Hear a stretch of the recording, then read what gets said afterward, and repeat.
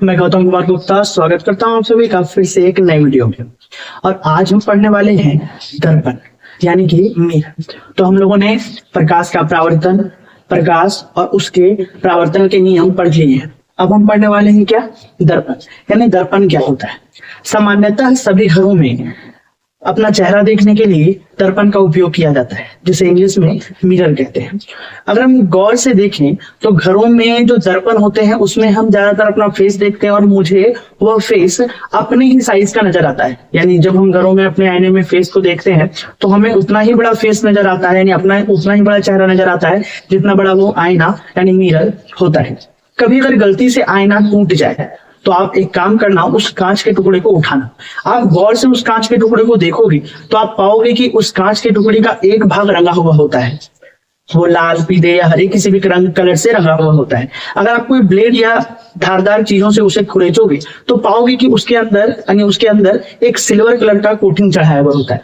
आखिर ये है क्या, और ये दर्पण बनाया कैसे जाता है, और दर्पण किसी वस्तु का प्रतिबिंब बना कैसे लेता है, और आखिर ये दर्पण कितने प्रकार के होते हैं। क्या यह सिर्फ एक ही दर्पण होते हैं जो हमारे घरों में लगाया जाता है यानी चेहरा देखने के लिए। आप लोगों ने गाड़ी के साइड मिरर के फॉर्म में या जो पीछे का दृश्य देखने के लिए कार वगैरह में जो दर्पण लगाए जाते हैं उन सभी तरह के दर्पणों को देखा होगा। तो आज हम इसी विषय पर बात करने वाले हैं। आखिर ये दर्पण बनाए कैसे जा रहा है। देखिए, वास्तव में दर्पण कुछ नहीं होता, यह एक कांच का टुकड़ा होता है। इस कांच के टुकड़े में अगर प्रकाश को डाला जाएगा तो वह पारदर्शी होने के कारण एक पार से दूसरे पार निकल जाएगा।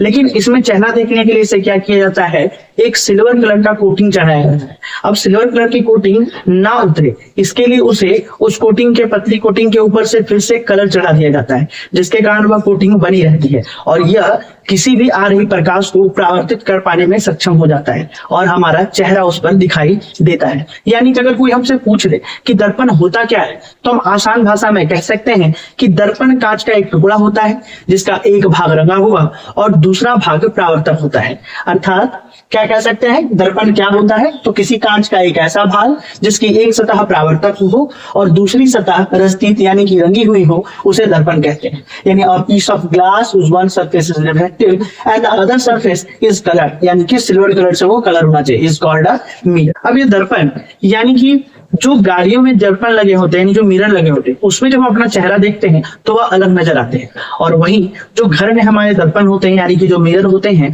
उनमें अगर हम अपना चेहरा देखें तो अलग नजर आता है। आखिर ऐसा क्यों?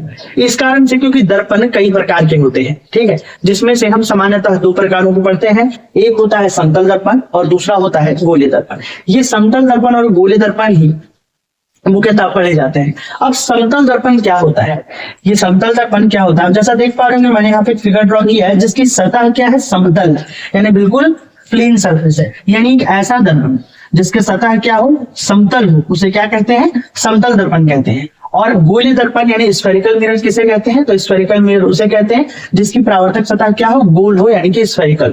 तो नॉर्मली अगर कोई पूछे कि समतल दर्पण से आप क्या समझते हैं, समतल दर्पण क्या होता है, तो हम बोल सकते हैं कि समतल दर्पण एक ऐसा दर्पण होता है जिसकी परावर्तक सतह क्या हो, समतल हो। और गोलीय दर्पण क्या होता है, गोलीय दर्पण एक ऐसा दर्पण होता है जिसकी परावर्तक सतह क्या होती है, गोल होती है। तो ये हो गया क्या, हमारा समतल दर्पण और गोलीय दर्पण। लेकिन जब प्रकाश चैप्टर को पढ़ते हैं तो वहां पे हमें दो दर्पण और पढ़ना होता है, अवतल दर्पण और उत्तल दर्पण। आखिर ये अवतल दर्पण और उत्तल दर्पण कैसे बनते हैं और इसे कौन बनाता है, समतल दर्पण बनाता है या गोलीय दर्पण बनाता है, तो इसके बाद में अभी हम वो समझेंगे। अब देखिए, इसके पहले ये जान लेते हैं कि हमने समतल दर्पण को पढ़ा, तो समतल दर्पण जो है, यह समतल दर्पण का कुछ गुणधर्म होगा, यानी कि यह किस तरह के प्रतिबिंब को बनाता होगा और ये जो छवि का निर्माण करता है वो किस तरह की होती है। तो नॉर्मली अब हम समतल दर्पण के बारे में और गोलीय दर्पण के बारे में विस्तार से पढ़ते हैं। तो अब हम देखते हैं कि समतल दर्पण क्या होता है, ठीक है।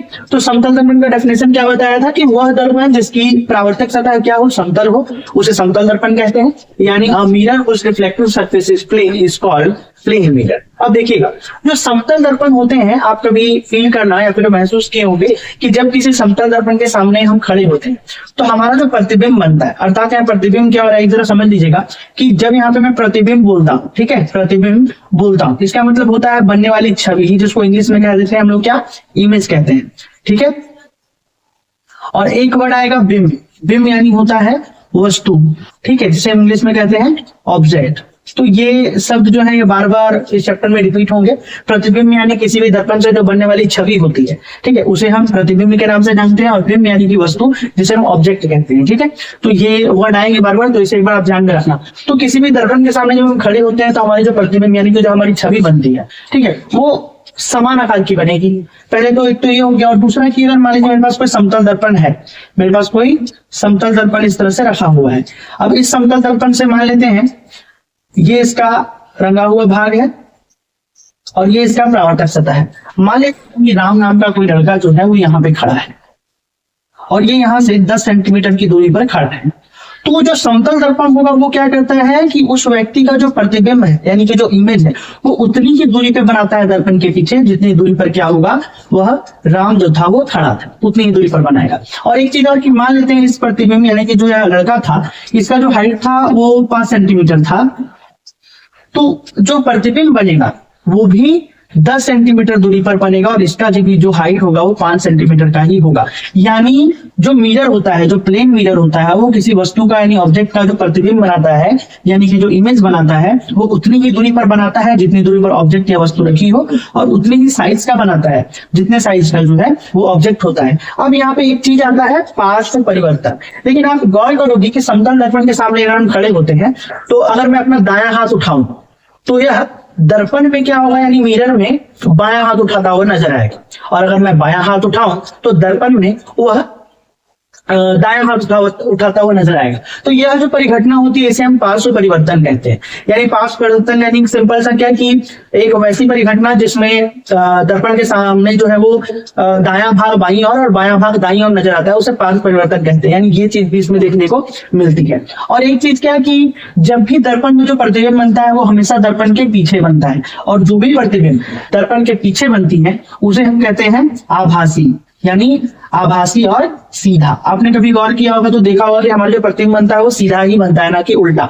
उल्टा इन द सेंस क्या कि मैं ऐसे खड़ा हूं और ऐसे बन जाए, ठीक है, इसे हम कहेंगे उल्टा प्रतिबिंब। लेकिन उल्टा नहीं बनता, सीधा बनता है। तो यहाँ पे जो प्रतिबिंब बनता है वो आभासी और सीधा बनता है। आभासी को आप यहाँ काल्पनिक भी बोलते हैं हम लोग, ठीक है, काल्पनिक भी बोलते हैं। तो इसमें जो प्रतिबिंब बनेगा वो काल्पनिक बनेगा या फिर आभासी बनेगा और सीधा बनेगा। और एक और होता है जब प्रतिबिंब जो है वो उसी और बने जिस और ऑब्जेक्ट रखा हुआ है यानी कि वस्तु रखा हुआ है, तो वहां पे हम लोग बोलते हैं कि वास्तविक और उल्टा बनता है, इन्वर्टेड और रियल बनता है। तो रियल और इन्वर्टेड बनेगा जब प्रतिबिंब आगे की ओर बनेगा। तो ये था समतल दर्पण। समतल दर्पण के कुछ गुणधर्म होते हैं, अगर लिखना चाहे तो नॉर्मली लिख सकते हैं, और मुझे नहीं लगता ये लिखने की जरूरत है, इसे आप याद रख सकते हो कि समतल दर्पण किसी वस्तु का जो प्रतिबिंब बनाता है वो उतनी ही दूरी पर बनाता है जितनी दूरी पर वस्तु रखी हो, ठीक है। और समतल दर्पण किसी वस्तु का प्रतिबिंब उतने ही साइज का बनाता है जितने साइज का क्या होता है, प्रतिबिंब होता है, वस्तु होता है। और ये हो गया हमारा प्लेन मिरर। इसके बाद बच गया गोलीय दर्पण। गोलीय दर्पण क्या है कि दो भागों में बटा हुआ है, अवतल दर्पण और उत्तल दर्पण, यानी कि कॉन्केव मिरर और कन्वेक्स मिरर। अब इसको हम थोड़ा डिटेल में पढ़ेंगे और अच्छे से पढ़ना पड़ेगा। इसके पीछे कारण है क्योंकि जो पूरा हमारा लाइट चैप्टर है वो अवतल दर्पण और समतल दर्पण ही बेस्ड है। तो उसको पढ़ने के लिए हम क्या करेंगे, उसके लिए एक अलग लेक्चर देख लेंगे और मैं उसके लिए एक अलग लेक्चर बना देता हूँ, ठीक है। तो आज के लिए इतना ही।